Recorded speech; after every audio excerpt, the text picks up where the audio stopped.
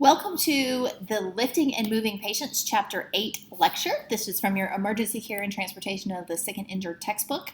And I want you to be sure that you pay attention so that you can answer the questions that are spaced out through this presentation.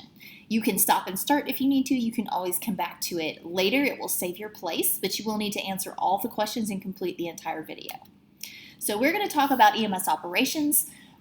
Specific to how we move and package our patients safely.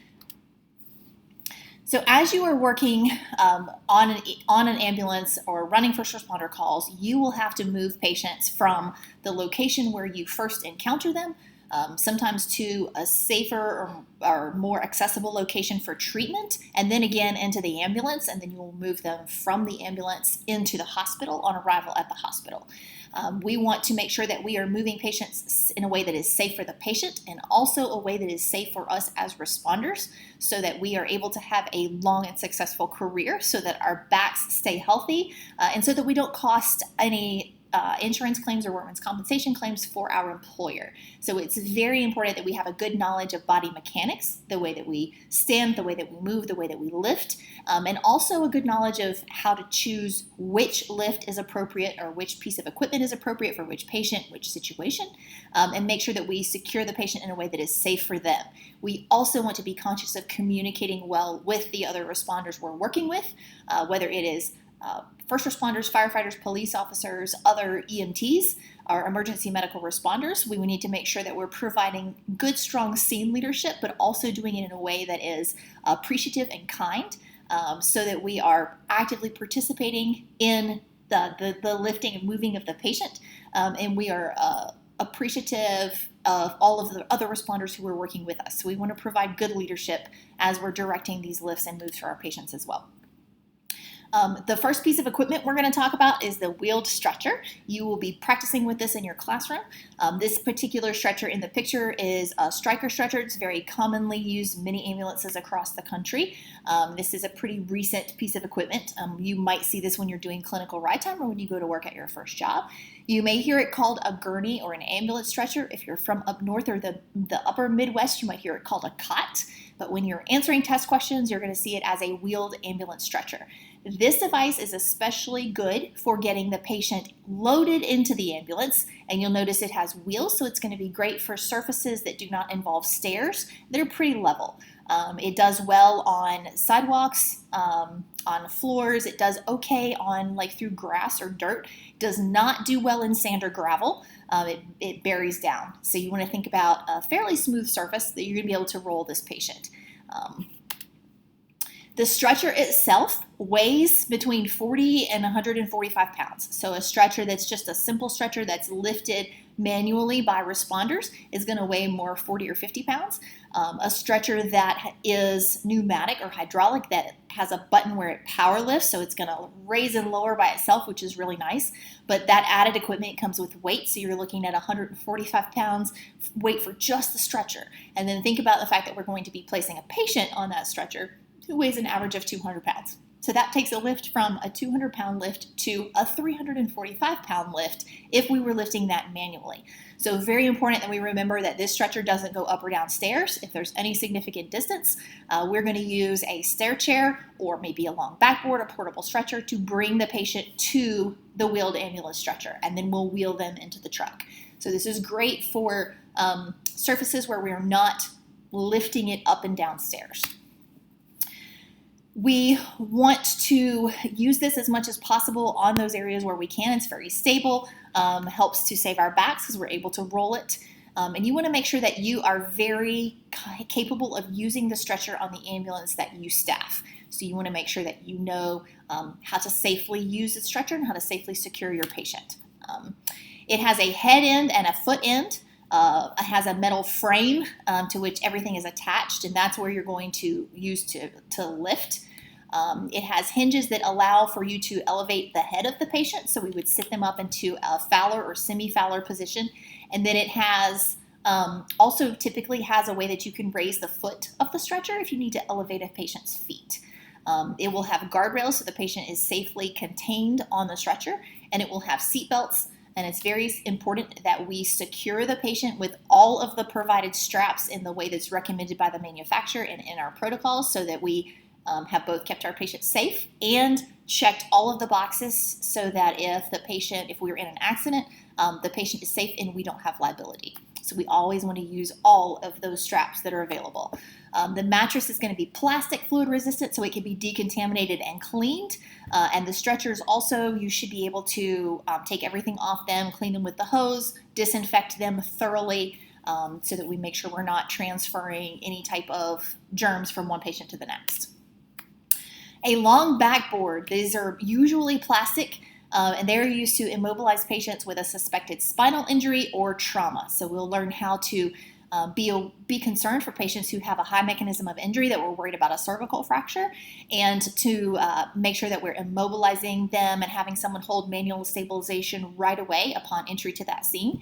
And this backboard is how we would secure them in order to do that for transport. Now, as you go to work for different services, you may find that the protocols for spinal immobilization are a little bit different, because there are some new research that's affecting care. But for your state test, for national registry boards, this is the current tested standard. So you're going to be learning how to immobilize someone on a backboard. Usually these are used best for patients who are fine lying down. They're great to carry patients out of awkward or small spaces. And they have handles where both make them easy for lifting, and we can secure the patient with straps. We have to be very, very careful that we keep everybody safe. Our patients safe, and most of all, ourselves and our team safe. We have to train and practice how to lift correctly, and also pay attention to the team that we're working with, and just give reminders as needed that, hey, let's move a little bit, reposition so we can do this safely. Lifting and moving injuries are very common, especially back injuries. So having proper body mechanics and understanding why we move the way we do is really important.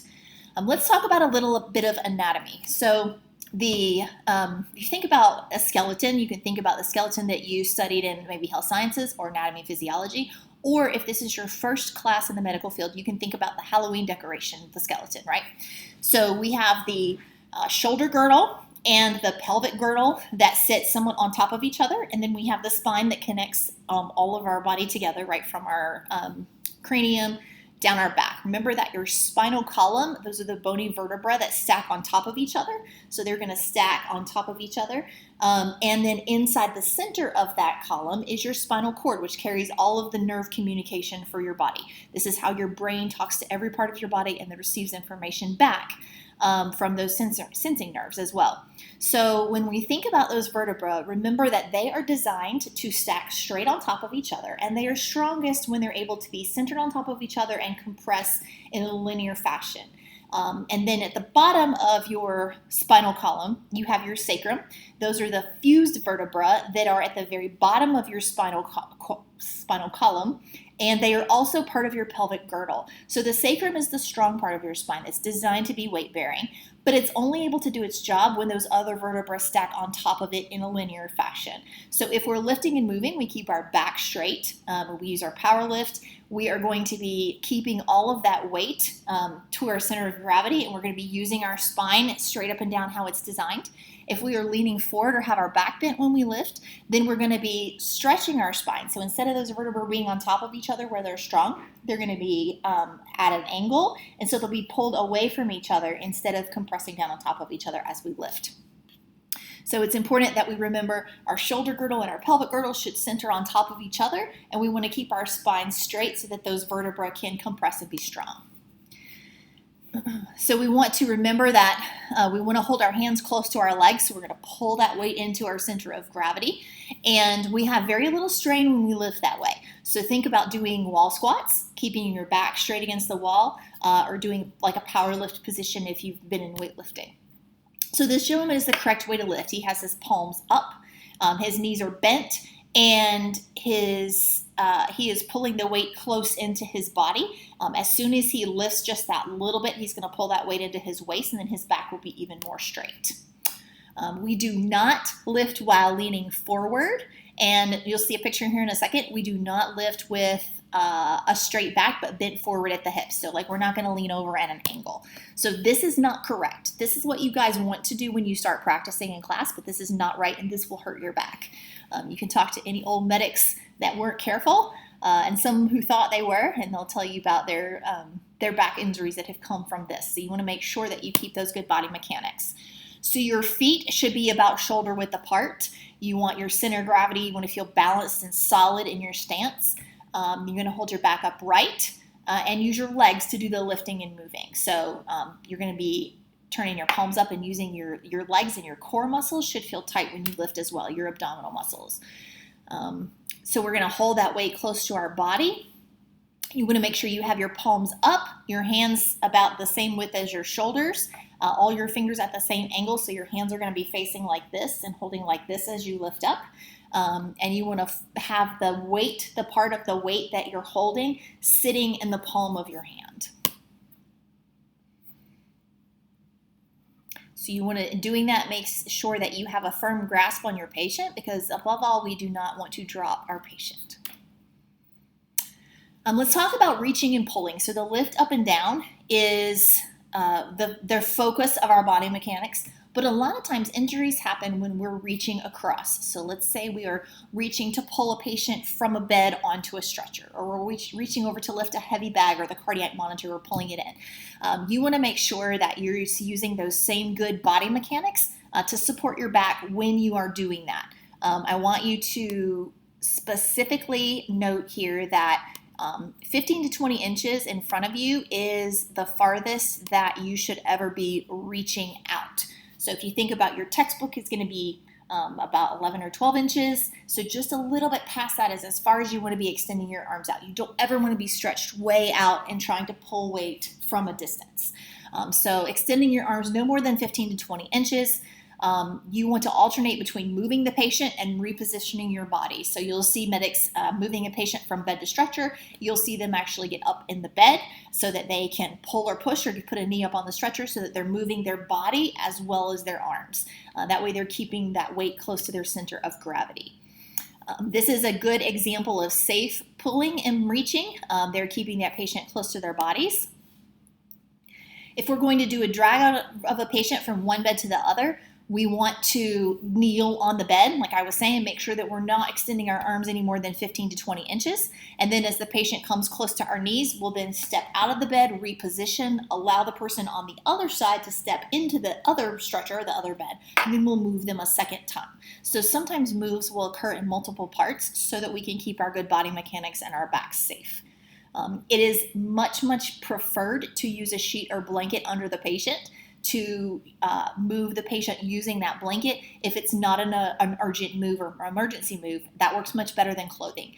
You can actually roll a patient like a log roll, which you'll learn as you're doing spinal immobilization, and tuck a sheet or a blanket underneath them to make that move possible, make it easier for the patient and safer for you. When you are transferring from bed to stretcher, you want the bed and the stretcher to be similar height. So you're going to adjust both if they both adjust, or the stretcher itself if the bed does not adjust, so that they are similar height as you're dragging the patient. You want the stretcher or bed that the patient is going to end up on, so the one we are moving to be just a tiny, tiny bit lower than where we're starting. Keeps the patient from catching the edge of the mattress. So log rolling the patient and placing them on a backboard. Notice how they are keeping this patient's weight close to themselves, and they're using multiple rescuers. When we talk about and practice a log roll, our goal as we do this is to keep this patient's back as stiff as possible so that we do not move and manipulate her back. So as you're doing that, remember that in this move, the person at the head who's holding manual stabilization of the spine will always be the one who calls this move. So remember, we've talked about in class your lift commands. We're going to talk about them again in a few minutes, but the person at the head is going to be the one calling this move. You are making sure that as you're doing this, that you're keeping your back straight and you're using your hips and legs to reposition your whole body as you're doing that log roll and moving that patient. Anytime that we can, Wheels are the best option, the most stable option for the patient, the least stress on responders and backs. And so if we can move a patient using a stair chair or a stretcher across a surface with the wheels, that's going to be our preferred option. The wheels are always best. Remember that our patient's weight changes how many people we need to lift. We did not become superhuman when we became EMTs. So any normal-sized adult, and I say normal, average-sized adult, so between 120 and 220 pounds, 2 EMTs should be able to safely lift this weight. So as you're practicing in class, think about if you may need to do some exercises at home to strengthen your legs and your core muscles and even your arms to be able to lift effectively. Anytime we have a patient that weighs 250 pounds or more, we need at least 4 providers to lift. We should never try to lift that patient with 2 people. And anytime we have multiple providers on scene, 4 is always going to be our best number to use for a lift if they're available. But again, 2 EMTs should be able to lift an average size adult. Make sure that you know your stretcher, your stair chair, your backboards, what weight they are rated for. It should be just on the side of the stretcher, the side of the stair chair. Know what weight patient is safe to lift with that piece of equipment. Remember when you're carrying a patient that their top half of the patient, their torso, their abdomen, their chest, their head weighs more than their legs and feet. So you're going to want to position your stronger rescuers toward the head. If you are using multiple rescuers, such as a diamond carry or a one-handed carry, you might want to scoot those rescuers toward the head just a little bit with a larger patient. You also want to think about the height of your rescuers and try to have similar height rescuers across from each other and have the taller rescuer at the patient's head. So the patient has their head elevated a little bit instead of being slightly reclined with their head down as they're being lifted and transported. So this is a great example of a lift right here. They're using a diamond carry. All of the weight is held close to their bodies. They have great body mechanics in this picture. So remember that we want to use 4 providers when at all possible, and we want to have great communication. As we're wheeling the stretcher, we want to make sure it's fully elevated, and we want to make sure that we are communicating well. Using a stair chair is a great tool for navigating any sort of stairs, or even if the stretcher is wheeled, the stair chair is wheeled, even small spaces and small hallways, somewhere where you have to maneuver a patient out of, say, a small bathroom or an apartment hallway, a mobile home. These are fantastic for maneuvering patients inside those small spaces. These work well for a conscious patient who does not have a spinal injury, and you're able to move them up and down stairs, etc. This has straps. They're all a little bit different, but they have straps that secure the patient and then handles that make it more ergonomic and safer to lift for the rescuers that are assisting the patient. If a patient is unresponsive, if they need to be have their spine immobilized, or they need to be lying down, the backboard is going to be your best option for stairs. It's the lightest weight and provides the patient stability while giving the rescuers a good opportunity to hold on to it well. One thing to consider with that backboard is that you need to be sure that it will make any turns that you need to make. So remember that if you have turns in your stairs, that the backboard needs to be able to make those turns. You can tip it up a little bit, but you want to think about and plan for how you're going to navigate moving the backboard out with that patient on it. You would take the patient from wherever they are, secure them to the backboard, carry them down to the wheeled stretcher, and then they would be placed on the wheeled stretcher. You want to remember that when you're going up and down stairs, you're going to be a little bit opposite of when you're carrying across flat ground, and that you want the taller person at the foot of the patient and the stronger EMT at the head, because the top half of your patient is going to weigh more. Once you are to the stretcher, you can put the backboard and the whole patient package onto the stretcher and then secure with the stretcher straps as well. Remember, you're going to use all of the available straps on your stretcher. When you're loading into the ambulance, you need to have good communication with your partner. You want to make sure that you are holding the frame of the ambulance in the appropriate handholds, that you have a good grip with both of your hands so it's not going to tip, and you need to make sure that anyone lifting the wheel carriage and assisting you is matching equally with the amount of lift from the person on the opposite side so that we don't tip. So remember, you have to have the same amount of lifting power on both sides of your stretcher. There are some stretchers that are self-loading, so you may encounter them as you're doing ride time or going to work on an ambulance. But most stretchers need to be first the top of the stretcher placed in the ambulance and secured so that it doesn't roll back out, and then the foot of the stretcher lifted, the wheels pulled up and loaded into the ambulance. Occasionally you may find an older type ambulance that has a stretcher where you lower the stretcher all the way down and then lift the entire stretcher and place it into the truck. So you'll get specific training on that in your classroom and then also wherever you go to do clinical time or go to work. It's very important that we coordinate ourselves and we have a team leader. So you should have a team leader who gives a quick brief preview of what we're going to do, what our goal is. We're going to lift the patient, we're going to walk to here, we're going to stop, we're going to turn, we're going to walk to there, and we're going to lower the patient. So they're going to give a quick little preview. And then they're going to give some commands as you're lifting to keep everybody on the same page. So that communication piece is really important. When you're practicing in the classroom, you want to hear the team leader say, all right, everybody ready to lift. You want to hear the other people loudly say back, ready. All right, go ahead and lift. Count the lift up. The same as we get ready to lower, ready to go, ready to stop, ready to change hands, and always have that reply to echo back that command that yes, we're ready. Countdowns are very important, especially if we're doing something like log rolling a patient. Say, all right, the person at the head is going to say, okay, on 3, 1, 2, 3, and we'll move that patient so that we're doing everything as a team and we're coordinated.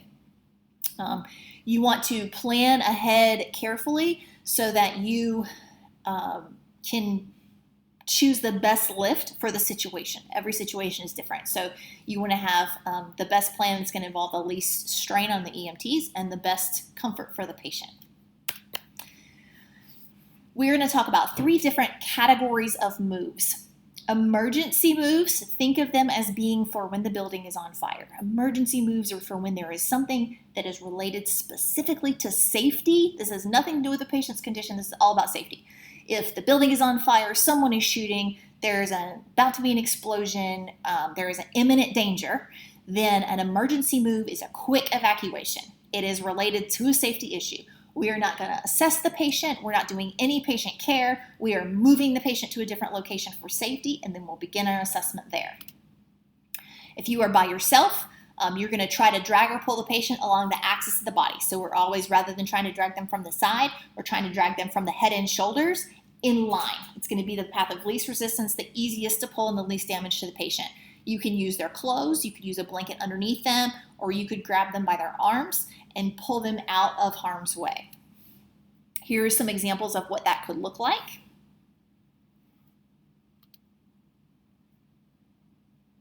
If you have to pull an unconscious patient from a vehicle by yourself, this would be like if the vehicle is on fire or there's some kind of, it's in an unsafe place on the highway and you're moving this patient for a safety reason. This is not for patient care, this is for safety. So you're going to move the patient's legs from the pedals, turn the patient so their back is to you in the car door, reach through underneath their arms, similar to what, I was having a hard time pointing, what this responder, this lady's doing right here with this gentleman. You're going to grab them like this and back against your body and then pull the patient against you and walk backwards with them to safety. Here's a good example, some pictures of what that would look like. An urgent move, so those were emergency moves were related to safety. An urgent move is moving the patient quickly because of the patient's condition. So we do a quick primary assessment and we've determined this patient is not breathing well, they're not awake and alert, they have signs and symptoms of shock, or perhaps this is a situation with weather. Maybe it's 5 degrees outside, or it's pouring rain, or there's thunder and lightning, something that we need to move the patient to a safer place, but also we need to get to the patient so that we can provide immediate care for their level of consciousness, their airway, resuscitation, those type of things. So urgent moves are rapid extrication, and they usually require a team. So this is related to patient care or moving quickly because of the patient's status or because of weather. So rapid extrication, the patient is usually moved within 1 minute, and it is a team effort. You do these things frequently, so people usually have a system and we work together well, but again, we're going to need to communicate as we do this. Looking quickly at all of the options, if the truly an urgent move is what's required, because this does increase the risk of injury if a patient has a spinal injury. So this is not the best option for a patient who has a spinal injury. If the patient is stable, we would choose something that is not urgent. It is an urgent move. We're going to be doing rapid extrication if the patient's status indicates the need. A non-urgent move, we have time to plan. The patient is stable. Their airway is intact, their breathing is intact or supported well, their circulation is intact, they have a good level of consciousness, and we feel like we have a few minutes to safely plan how to move this patient. So the team leader is going to be planning the move and make sure we have enough people, that we have any issues planned out.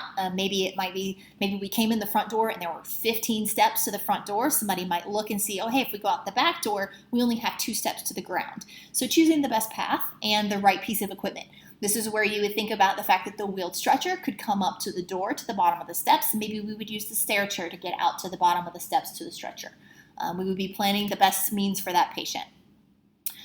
When we are moving patients to the piece of equipment that we're going to transport them on, we would choose between a direct ground lift. So this is for a patient that does not have a spinal injury.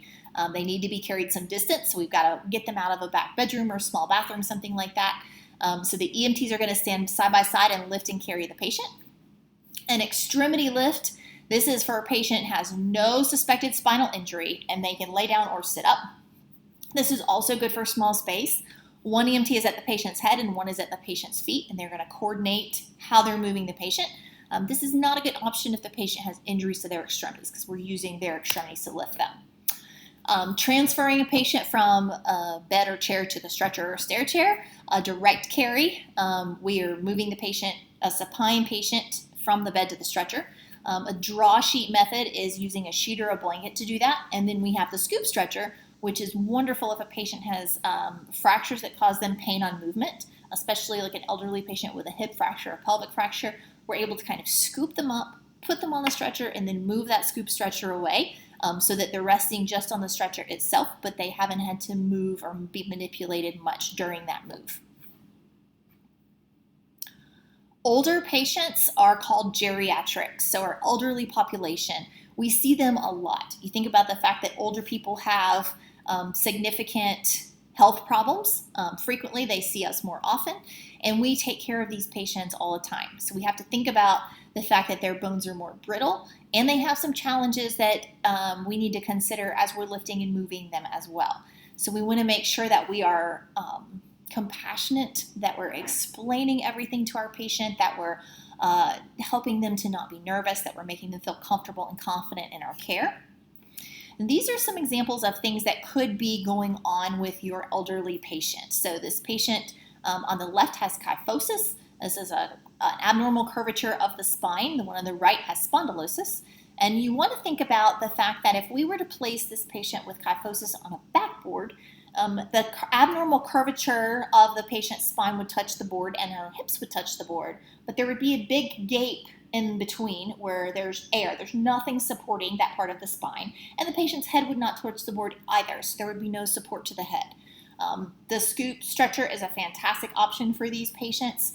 We can provide manual spinal immobilization and immobilize them on their side and provide lots of padding, pillows, and blankets to pad in those voids where their curvature is so that we can secure them safely and comfortably in a position that works for them. So sometimes we have to be a little bit creative with our immobilization.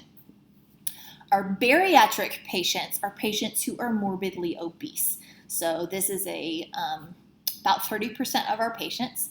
And this is the most likely to injure your back, so we have to be very conscious when we first walk on scene. If we see that this patient is going to need those additional rescuers to help us lift safely, that we go ahead and get them coming. Remember, during your scene safety, when you're asking for those additional resources, this is the time where you say, hey, we need another truck out here to have enough people to safely lift this person without any injury. Bariatric stretchers are stretchers who are made to hold a higher weight safely, and they're also made to be more comfortable for the patients who are larger. But most importantly, they have that wider wheelbase that allows them to be stable when we're lifting and moving them. So they're going to have the wider wheels that allow us to lift and to roll them and more stable. They won't be as top heavy. We always remember have at least 4 rescuers if we're lifting 250 pounds or better, and we want to add 2 rescuers for every 100 pounds. And we want to make sure that we have a safe path to be able to move these patients without them falling or the stretcher being tipped. It is very important that we make our patients feel comfortable asking us to take care of them, to call 911. We want to make sure that we remove any barriers to care that we may have. If you think about a person who is 650, 700 pounds, 800 pounds, these people may not even leave their house very often, and they're already very self-conscious about their situation. So if we can have a stretcher that is made for them and safe for them, then we are removing a barrier or removing a fear that they may have had to accessing care. So we're making care more accessible for these patients. Here's an example of a type of stretcher that could carry a heavier patient.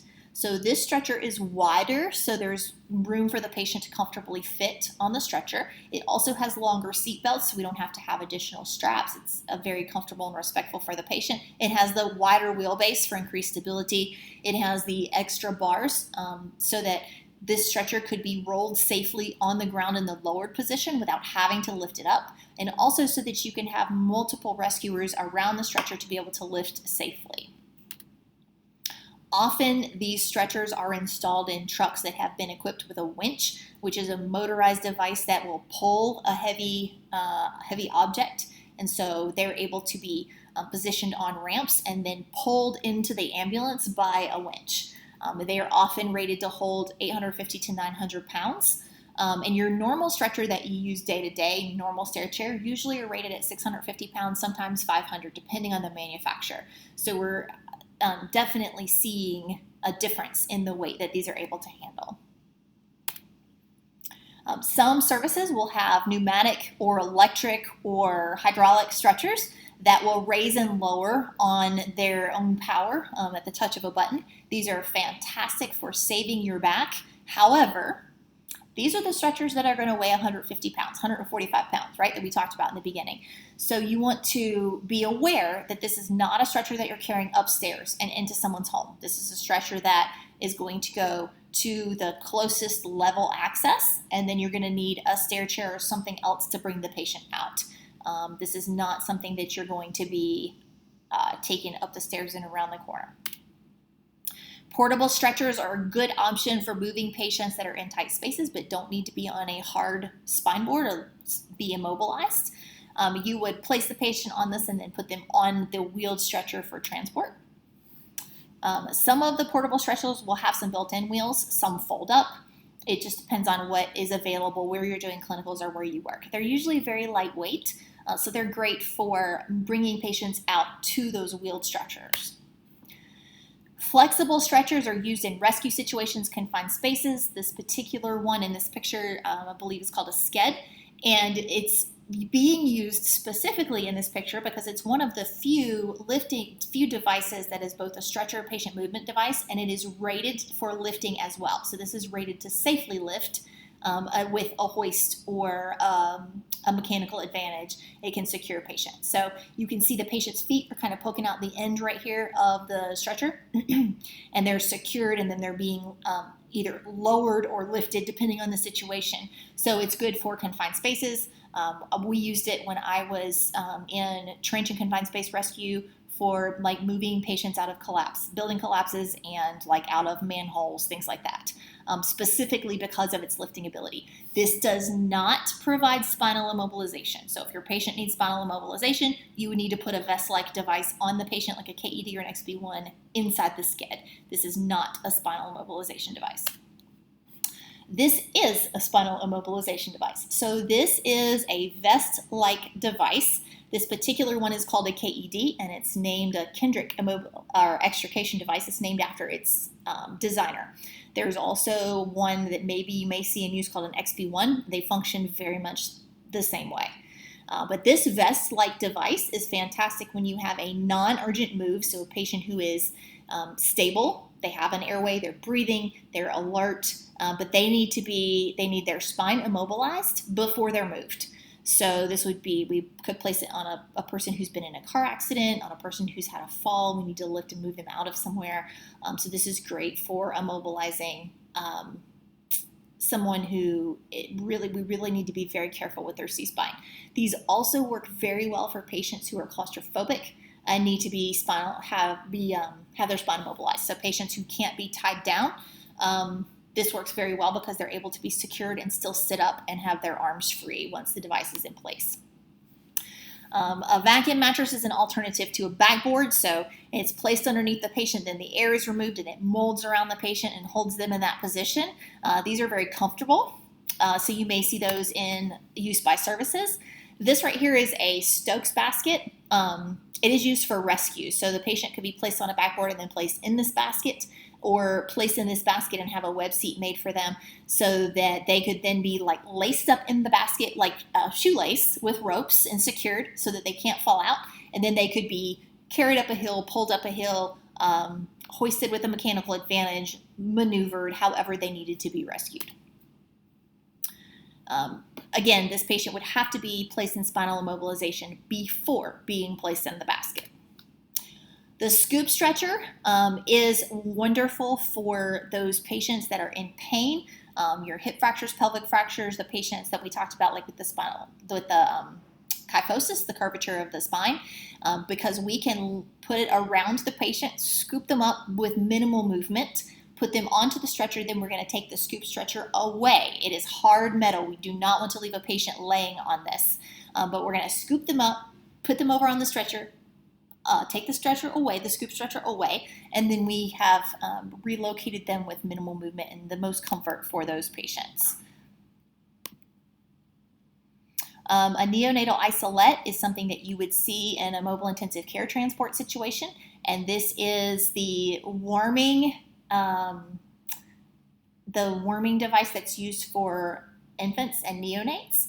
And it also usually comes with monitoring ability to check vital signs and keep monitoring those patients as well. It is usually put on the wheeled stretcher. The mattress will come off and then the isolette sets on the stretcher. So if you're working for a service where you would be driving for a mobile intensive care unit, or maybe perhaps you provide transport back and forth for a flight team from a landing pad to the hospital, you may be seeing these isolettes that you would be attaching to your stretcher. It is extremely important that all of our equipment gets decontaminated and that you pay attention to the dry times on the chemicals that you're using so that the germs truly are killed on our equipment, so that it is not just spreading disease from one person to another. So whatever decontamination protocols your service has, you want to take them very seriously. When we're thinking about positioning our patients, we want to think about whatever their chief complaint is and make sure that the position that we place them in is optimal for their care. So as you move through your treatment for your different medical and trauma problems, you're going to be paying attention to how we're going to best position those patients. Your patients in respiratory distress that need to sit up, a Fowler or semi-Fowler position. Patients who are in shock need to be placed supine. Patients who have spinal injuries will need to be immobilized. And then if they have a head injury, we will need to elevate their head. So we're going to think about what is wrong with our patient as we're choosing how we package them. And we're going to make sure we document how we package them in our patient care report so that we have a record of what decision we made and why we made it. Patients who are pregnant, very important. If a patient is in the third trimester of pregnancy or even in the middle to end of the second trimester, we're going to transport them on their left side so that the weight of the baby does not compress their circulation. And we want to make sure we tip them over on the left side, even if they need to be in spinal protocol. An unresponsive patient that has no spinal injury, we want to make sure we place them on their side as well in the recovery position so that their airway would be maintained. And we want to think about patients who have nausea and vomiting so that we're making sure that their airway is able to be cleared if they vomit. And then think about our patients who are larger, and we want to make sure that they are comfortable and able to breathe in the position that we put them in. So we want to be very aware that patient positioning is important, and that our patients might not always tell us if they're not in the best position. So we want to communicate with them if they're oriented and able to communicate with us. Occasionally, when you learn about the medical legal part of our job, there are times where we have to transport a patient who is combative and either does not understand what's happening because of their lack of oxygen, their low blood sugar, or their injury, if they have swelling in their brain, or perhaps they are being transported for something against their will, that they need to be evaluated. The law mandates that they have to be evaluated, but they do not want to go. So we want to make sure that we are following our local protocols. We're within all of the things that our medical director has set forth for us to follow, and we have to make sure we have enough people to be safe. One thing we have to be very aware of is positional asphyxia, which is where a patient may not be able to breathe if they are placed face down, even if their head is to the side. So always, always, always, patients who are restrained supine. And think about the fact that you need to be able to manage their airway at any given moment. So you should be continually monitoring their airway, breathing, and circulation and reassessing throughout your time with them while they're restrained. But you need to be able to manage their airway in a moment's notice. So we're always going to secure them in the supine position. We need 5 people minimum to restrain a patient. You need 1 person for each extremity and someone to stand back, pay attention, and be the eyes and ears of what's going on to make sure that our safety is maintained. We're going to restrain each extremity. You're going to continually reassess ABCs, your distal circulation, so your pulse, motor, and sensory function times all 4 extremities, and also their mental status. And then we're going to document all of our reassessments. So what time we reassessed and what our findings were every time. Notice in this picture that this patient is restrained. Always point the wrong direction. This patient is restrained with 1 arm above their head and 1 arm down. And what that does is it gives them less power to be able to get free. So we're putting them in this position where they provide the least threat to us, and they'll be the most secure. But notice that her airway is still completely able to be managed in this position that she is in. She should never be face down, should never be in a position where there's anything, any piece of equipment on top or compressing her head or her airway. Make sure that you are speaking up to your team. Am I strong enough to lift this patient? Do we have enough room? Can we get good body mechanics in this position? How do we keep this safe? How many additional resources do we need? And remember that if you are injured, you cannot help anyone. So if you were in the middle of a lift and you were injured, you would call out and say, we need to stop. You would lower the patient down. You would step away from the lift, and another rescuer would take your place, even if that meant calling someone else. So remember, if you are hurt, you cannot help anyone. So we have to keep yourself safe. So we would have another rescuer step in and take over if you're injured. So let's think about a little bit of review. We're going to talk again about the answers to these questions. So what is the first rule of lifting?